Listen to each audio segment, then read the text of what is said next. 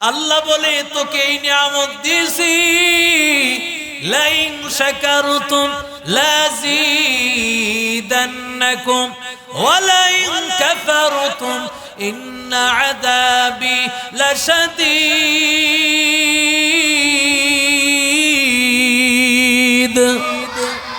আল্লাহ বলেন আমি আল্লাহর নিয়ামত পেয়েছো, নিয়ামত পায় যদি আমি আল্লাহকে ভুলে যাও, আমি আল্লাহ তাআলাও তোমাকে ছাড় দিব না, আমি আল্লাহ তোমাকে ধরব।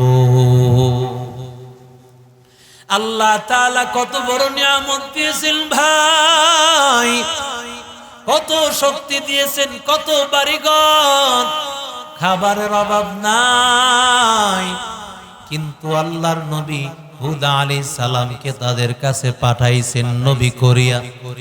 ওই জাতি আল্লাহ তাআলার নাফরমানি শুরু করে দিল। তারা মনে করতেছে ফসলের একজন রব, বৃষ্টির আরেকজন রব, আসমানের একজন রব, জমিনের একজন রব। এমন আলাদা আলাদা রব নাকি আমাদের সবার রব একজন? আরো আসতে বলো, আমাদের সবার রব কয়জন? আমাদের সবার রবের নাম কি? মহব্বতের সাথে বলো আল্লাহ, আর জোরে বলো আল্লাহ। আল্লাহর নবী হুদ আলাইহিস সালাম হাজির। ওয়া ইলা আদিন আখাহুম হুদা قال يا قوم اعبدوا الله ما لكم من إله غيره। হুদ আলাইহিস সালাম বলেন, ও আমার আদ জাতিরা শুনো, তোমাদের রব একজন, তোমাদের রব একজন। ওই রব ছাড়া কারো সামনে মাথা নত করিও না। যদি মাথা নত করতে হয় একজনের সামনেই মাথা নত করো, কারণ হাজারো মানুষকে খুশি করা সম্ভব হবে না। কিন্তু আমার আল্লাহ এমন রব, আমার আল্লাহর কোনো শরীক নাই। লাম ইয়ালিদ ওয়া লাম ইউলাদ ওয়া লাম ইয়াকুল লাহু কুফুয়ান আহাদ। কুল হুয়াল্লাহু আহাদ আল্লাহুস সামাদ। আমার আল্লাহ নিরাকার, আমার আল্লাহর কোনো শরীক নাই। মা নাই, বাবা নাই, বন্ধু নাই, স্ত্রী নাই, পরিবার কেউ নাই।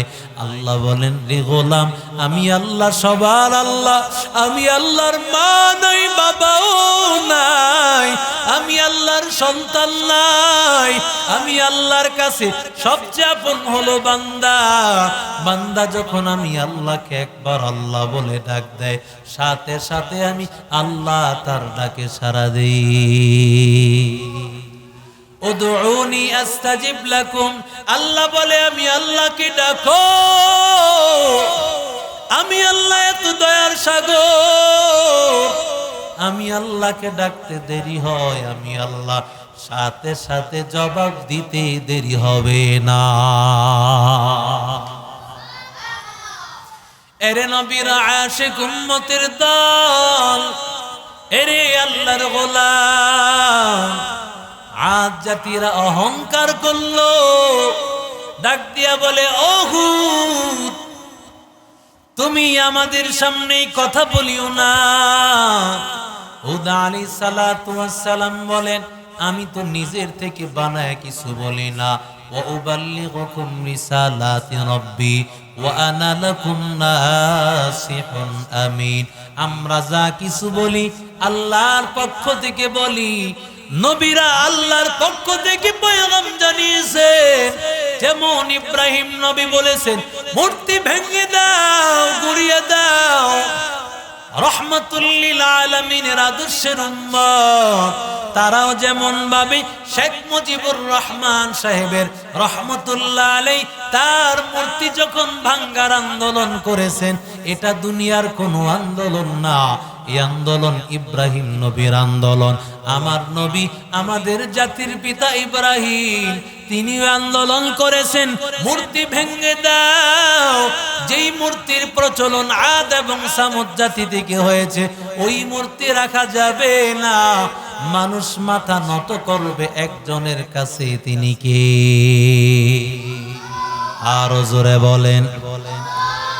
আল্লাহ ডাক দিয়া বলেন আওয়ালাম ইয়ারাউ আন্নাল্লাহাল্লাযী খালাকাহুম হুয়া আশাদ্দু মিনহুম কুওয়া।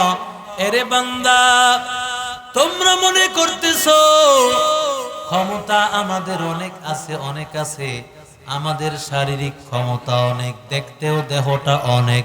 আল্লাহ বলে গোলাম, আমি আল্লাহ তাআলা কেমন ক্ষমতাওয়ালা আল্লাহ, যে আল্লাহ তোমাদেরকে এত ক্ষমতা দিয়েছি। আমি আল্লাহই তো তোমাদেরকে সৃষ্টি করেছি। একটু চিন্তা করো আমি আল্লাহর ক্ষমতা কত বড়। আল্লাহু আকবার বলেন। আল্লাহর নবী হুদ আলাইহিস সালাম তিনি বলেন আল্লাহ কি মানো, আল্লাহ কি মানো, আল্লাহর সামনে সেজদা করো। আল্লাহ ছাড়া দুনিয়ার কেউ নাই, আল্লাহ ছাড়া আমাদের আপন কেউ নাই।